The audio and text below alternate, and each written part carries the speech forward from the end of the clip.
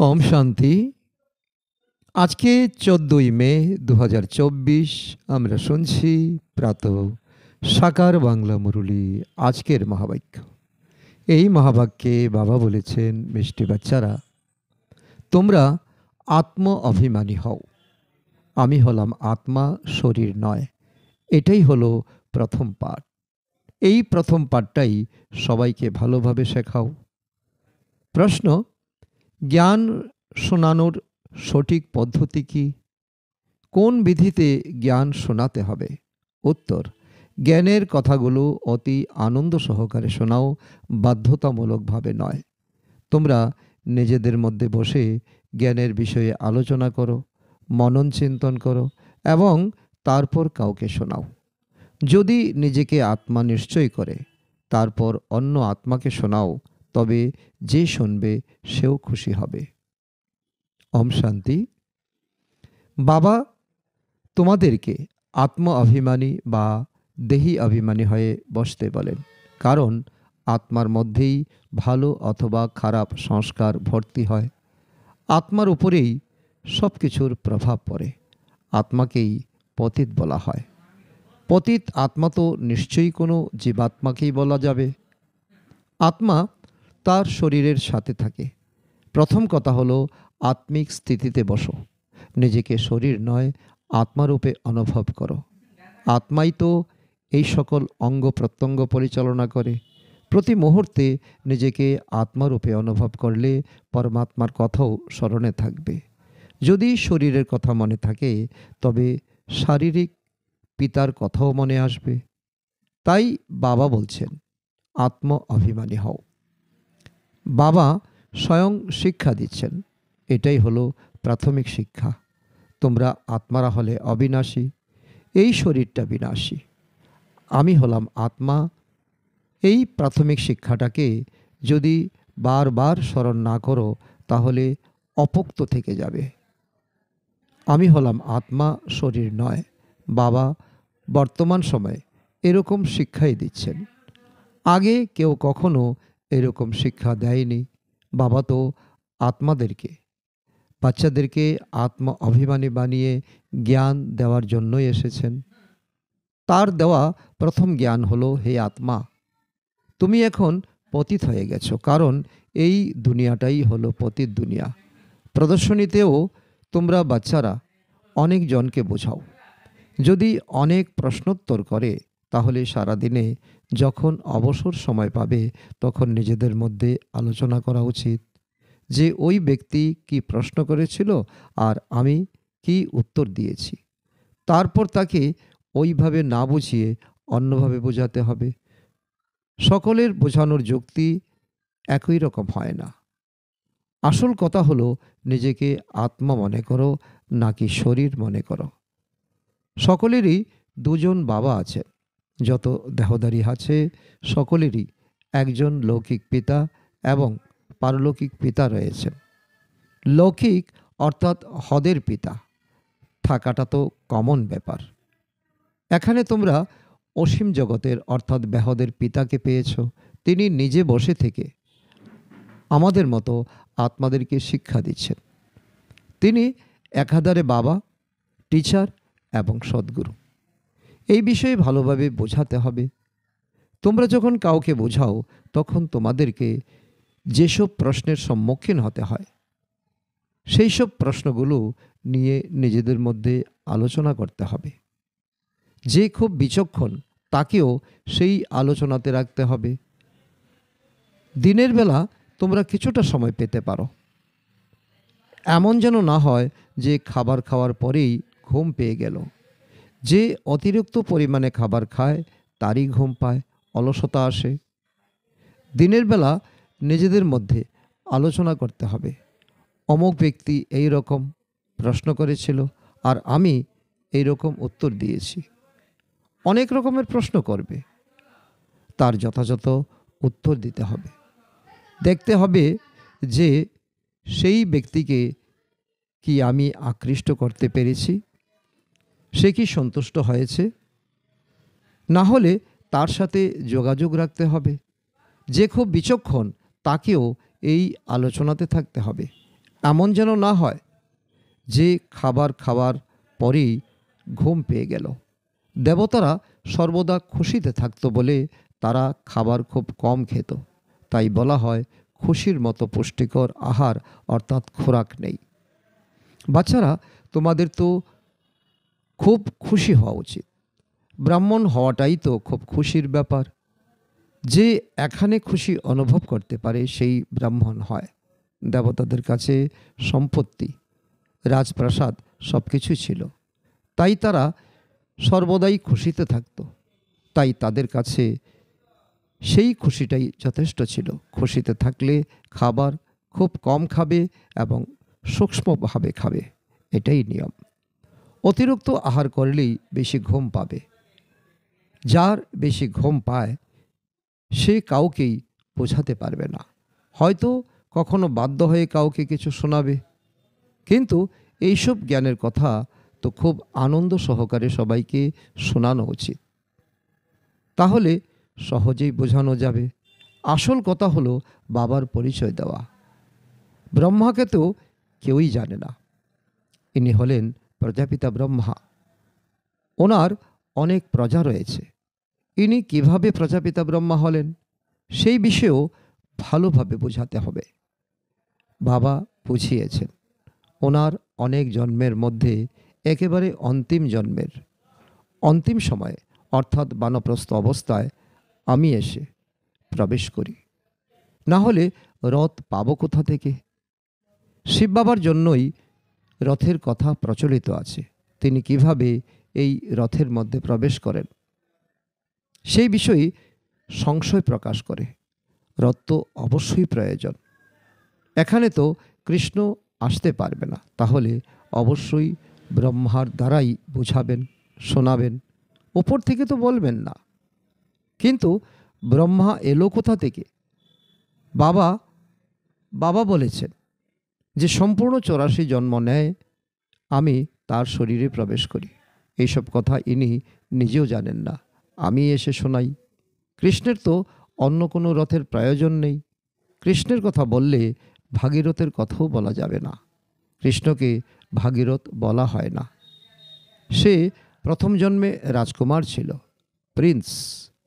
বাচ্চাদেরকে মনে মনে এইসব বিষয় নিয়ে বিচার সাগর মন্থন করতে হবে। বাচ্চারা জানে যে শাস্ত্রতে যা কিছু লেখা আছে বাস্তবে ওই রকম কিছুই নেই। কিন্তু এটা তো অবশ্যই ঠিক যে বিচার সাগর মন্থনের দ্বারা প্রাপ্ত কলসি লক্ষ্মীকে দেওয়া হয়েছে। তারপরে তিনি অন্যদেরকেও সেই অমৃত পান করিয়েছিলেন। এভাবেই স্বর্গের গেট খুলেছিল। কিন্তু পরমপিতা পরমাত্মাকে তো এরকম বিচার সাগর মন্থন করার দরকার নেই। তিনি হলেন বীজরূপ, তার মধ্যেই জ্ঞান রয়েছে, তিনি সব কিছু জানেন। একটা সময়ে তোমরাও জানতে। এই বিষয়গুলো ভালোভাবে বোঝাতে হবে, না বুঝলে দেবতা হবে কিভাবে? বাবা আত্মাদেরকে রিফ্রেশ করার জন্য এইসব বোঝাচ্ছেন। কেউই কিছু জানে না, বাবা এসে এই সকল বিষয় বোঝান। এখন তোমাদের নোঙর ভক্তি মার্গ থেকে উঠে জ্ঞান মার্গে এসেছে। বাবা বলেন, আমি তোমাদেরকে যেসব জ্ঞান শোনাচ্ছি সেইগুলো লুপ্তপ্রায় হয়ে যায়। একজন হলেন নিরাকার পিতা, আরেকজন হলেন সাকার পিতা।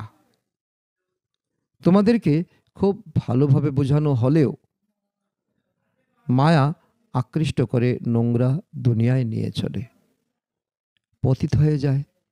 বাবা বলছেন, তুমি কাম বিকারের চিতায় দগ্ধ হয়ে একেবারে কবরস্থানে এসে গেছ। এরপর এখানেই পরিস্থান হবে। এখানে অর্ধেক কল্প যাবৎ পরিস্থান থাকে এবং তারপর অর্ধেক কল্পের জন্য কবরস্থান হয়ে যায়। শীঘ্রই সবাই কবরে চাপা পড়বে। তোমরা সিঁড়ির ছবি নিয়েও ভালোভাবে বুঝাতে পারো। এটা হলো পতিতদের রাজত্ব। এই রাজ্যের বিনাশ তো অবশ্যই হবে। এখন এই ভূমিতে কবরস্থান রয়েছে, এরপর এই ভূমিটাই পরিবর্তিত হয়ে লৌহযোগী থেকে স্বর্ণযোগী হয়ে যাবে।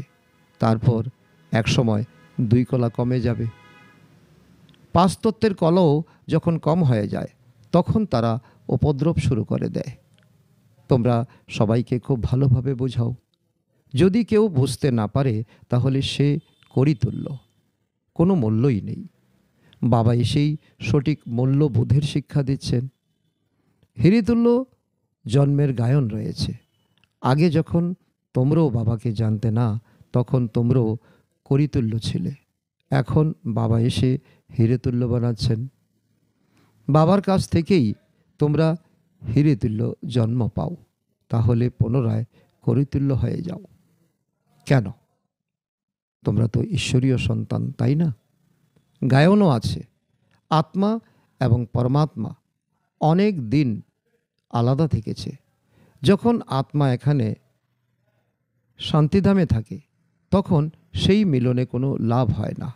ওটা হলো কেবল পবিত্রতা বা শান্তির স্থান, মুক্তিধাম। এখানে তোমরা জীবাত্মারা রয়েছ এবং পরমাত্মা পিতার কোনো নিজস্ব শরীর না থাকার কারণে তিনি অন্য একটা শরীরে প্রবেশ করে তোমাদের মতো বাচ্চাদেরকে পড়াচ্ছেন। তোমরা বাবাকে জেনেছ এবং তাকে বাবা বলে সম্বোধন করো। বাবাও তোমাদেরকে বাচ্চা বলে সম্বোধন করেন। লৌকিক পিতাও বলে, বাচ্চারা তোমরা এসো, তোমাদেরকে মিষ্টি খাওয়াবো। সঙ্গে সঙ্গেই সবাই চলে যাবে। এখানেও বাবা বলছেন, বাচ্চারা তোমরা এসো, তোমাদেরকে আমি বৈকুণ্ঠের মালিক বানাবো। তাহলে নিশ্চয়ই সবাই দৌড়ে যাবে। মানুষ প্রার্থনা করে, তুমি এসে আমাদের মতো পতিতদেরকে পবিত্র বানিয়ে পবিত্র দুনিয়ার মালিক করে দাও। যদি বিশ্বাস থাকে তাহলে তো অবশ্যই মানতে হবে। বাচ্চারাই আমাকে ডেকেছে, আমি তো বাচ্চাদের জন্যই আসি। এসে বাচ্চাদেরকে বলি, তোমরা আমাকে ডেকেছিলে তাই আমি এখন এসেছি। বাবাকেই তো পতিত পাবন বলা হয়, তাই না? গঙ্গা অথবা অন্য কোনো নদীর জলের দ্বারা তো তোমরা পবিত্র হতেই পারবে না। অর্ধেক কল্প ধরে তোমরা ভুলের মধ্যে ছিলে। হয়তো ভগবানের খোঁজ করে, কিন্তু কেউই কিছু বোঝে না। বাবা বলেন, আমার বাচ্চারা। তখন বাচ্চাদের অন্তর থেকে উল্লাসের সহিত আওয়াজ আসা উচিত, আমার বাবা। কিন্তু ততটাই উল্লাসের সহিত আওয়াজ বেরোয় না। এটাকে দেহ অভিমান বলা হয়। দেহি অভিমানী নয়। তোমরা এখন বাবার সম্মুখে বসে আছো। অসীম জগতের পিতাকে স্মরণ করলে অসীমের বাদশাহীও অবশ্যই স্মরণে আসবে। এইরকম বাবাকে কত ভালোবাসার সাথে উত্তর দেওয়া উচিত। তোমরা ডেকেছ বলেই বাবা এসেছেন। ড্রামা অনুসারে 1 মিনিটও আগে পরে হবে না। দুনিয়ায় সকলেই বলে, হে পিতা দয়া করো, মুক্তি করো। আমরা সবাই রাবণের জেলে বন্দী, তুমি আমাদের পথ দেখাও। তাই বাবা আমাদের গাইড রূপে পথ দেখান। সবাই তাকে আহ্বান করে, হে মুক্তিদাতা, হে গাইড, তুমি এসে আমাদেরকে পথ দেখাও, আমাদেরকে তোমার সাথে নিয়ে চলো। তোমরা এখন সঙ্গমে রয়েছ। বাবা শতযুগ স্থাপন করছেন। এটা হলো কলিযুগ। এখানে কোটি কোটি মানুষ আছে, কিন্তু শতযুগে তো কেবল কয়েকজন দেবী দেবতারা ছিলেন। তাহলে নিশ্চয়ই বিনাশ হয়েছিল। সেই বিনাশ এখন দোরগোড়ায়। সেই জন্যই বলা হয় বিজ্ঞানের অহংকার।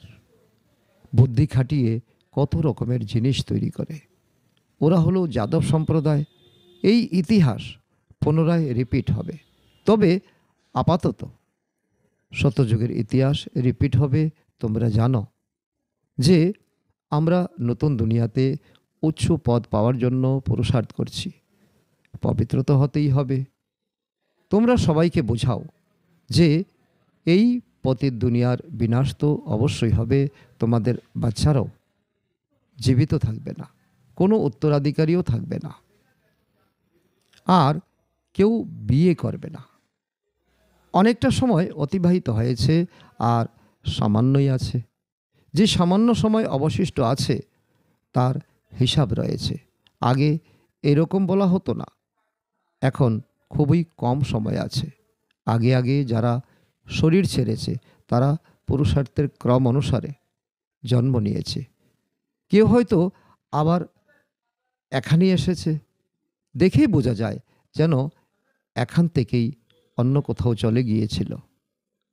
সে জ্ঞানের বিষয় ছাড়া আর অন্য কোনো কিছুতেই আনন্দ পাবে না।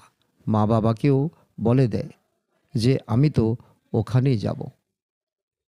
এইসব বিষয়গুলো খুব সহজেই বোঝা যায়। বিনাশ তো অবশ্যই হবে। যুদ্ধের প্রস্তুতিও দেখতে পাচ্ছ। অর্ধেকটা তো এদের যুদ্ধের সামগ্রীর পেছনেই অধিক অর্থ খরচ হয়। কত রকমের এরোপ্লেন বানিয়েছে। বলা হয় ঘরের মধ্যে বসে থেকেই সবাই শেষ হয়ে যাবে।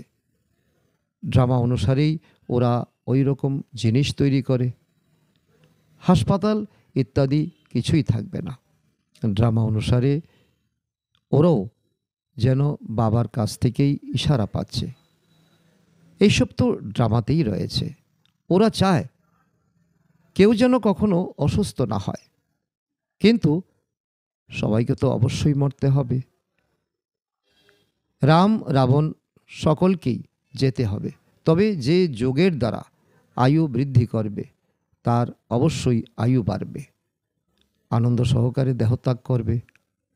যেমন ব্রহ্মজ্ঞানীর উদাহরণ দেওয়া হয়। ওরাও ব্রহ্মে যাওয়ার জন্য এরকম আনন্দ সহকারে দেহত্যাগ করে, কিন্তু ব্রহ্মে কেউ যেতে পারে না, আর কারোর পাপ নাশও হয় না। এখানেই পুনর্জন্ম নিতে হয়। বাবা এসে পাপ নাশের যুক্তি বলছেন, একমাত্র আমাকেই স্মরণ করো, আর কাউকে স্মরণ করো না। লক্ষ্মী নারায়ণকেও স্মরণ করো না। তোমরা জানো বাচ্চারা যে পুরুষার্থের দ্বারা আমরা এইরকম পদ প্রাপ্ত করছি। এখন স্বর্গস্থাপন হচ্ছে। আমরা ওই রকম পদ প্রাপ্ত করার জন্য এখানে পড়াশোনা করছি। সব কিছুই পুরুষার্থের ক্রম অনুসারে হয়। ওরা যে সাম্রাজ্যের অধিকারী ছিল, সেই সাম্রাজ্য সঙ্গম যুগে বাবা এসে স্থাপন করেন। তোমরা এমনভাবে বক্তৃতা দাও যাতে কারো বুদ্ধিতে যথাযথভাবে তীর লেগে যায়। এখন আমরা হলাম ঈশ্বরীয় সম্প্রদায় এবং প্রজাপিতা ব্রহ্মার মুখবংশাবলী ভাই বোন।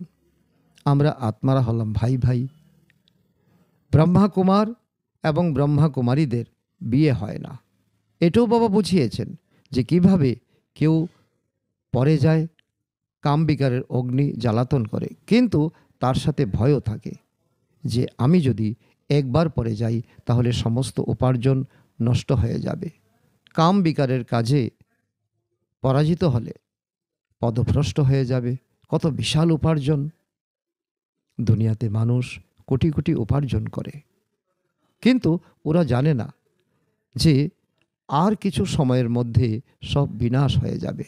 যারা বোমা বানায় তারা জানে যে এই দুনিয়া বিনাশ আসন্ন। ওরা ভাবে আমাদেরকে কেউ প্রেরণা দিচ্ছে, তাই আমরা এগুলা বানাচ্ছি। আচ্ছা, মিষ্টি মিষ্টি হারানিদি বাচ্চাদের প্রতি মাতা পিতা বাপদাদার স্মরণের স্নেহ সুমন আর সুপ্রভাত। আত্মাদের পিতা তার আত্মারূপী বাচ্চাদের জানাচ্ছেন নমস্কার। আমরা আত্মারূপী সন্তানরা আমাদের মাতা পিতা বাপদাদাকে জানাই স্মরণের স্নেহ সুমন এবং সুপ্রভাত। ধারণার জন্য মুখ্য সার। 1 নম্বর, অন্তরে জ্ঞানের বিষয় নিয়ে মনন চিন্তন অর্থাৎ বিচার সাগর মন্থন করতে হবে। নিজেদের মধ্যে জ্ঞানের বিষয় নিয়ে আধ্যাত্মিক আলোচনা করার পরে অন্যকে বোঝাতে হবে। অলসতা এবং নিদ্রাকে ত্যাগ করতে হবে। নাম্বার 2, দেহি অভিমানী হয়ে আন্তরিক উল্লাসের সাথে বাবাকে স্মরণ করতে হবে। সর্বদা নেশা থাকা উচিত যে আমরা বাবার কাছে এসেছি করি থেকে হিরে হওয়ার জন্য। আমরা হলাম ঈশ্বরীয় সন্তান। বরদান: জ্ঞান সূর্য জ্ঞান চন্দ্রমার সাথে সাথী হয়ে রাতকে দিন বানানো আধ্যাত্মিক জ্ঞান নক্ষত্র ভব। যেরকম আকাশের তারারা রাতের বেলা প্রকটিত হয়, সেরকম তোমরা আধ্যাত্মিক জ্ঞান নক্ষত্ররা, ঝলমল করতে থাকা নক্ষত্ররা ব্রহ্মার রাতে অর্থাৎ অজ্ঞান রূপী অন্ধকারে প্রকটিত হও। আকাশের নক্ষত্ররা রাতকে দিন বানাতে পারে না, কিন্তু তোমরা জ্ঞান সূর্য জ্ঞান চন্দ্রমার সাথে সাথী হয়ে রাতকে দিন বানাও। সেগুলি হলো আকাশের তারা, আর তোমরা হলে ধরণীর তারা। সেগুলি হলো প্রকৃতির সত্তা, আর তোমরা হলে পরমাত্মার দিব্য নক্ষত্র। যেরকম প্রকৃতির তারামণ্ডলে অনেক প্রকারের তারা ঝলমল করতে দেখা যায়, সেরকম তোমরা হলে পরমাত্মা তারামণ্ডলে ঝলমল করতে থাকা আত্মিক নক্ষত্র। স্লোগান: সেবার চান্স প্রাপ্ত হওয়া অর্থাৎ আশীর্বাদের দ্বারা ঝুলি ভরপুর করা। আচ্ছা, ওম শান্তি।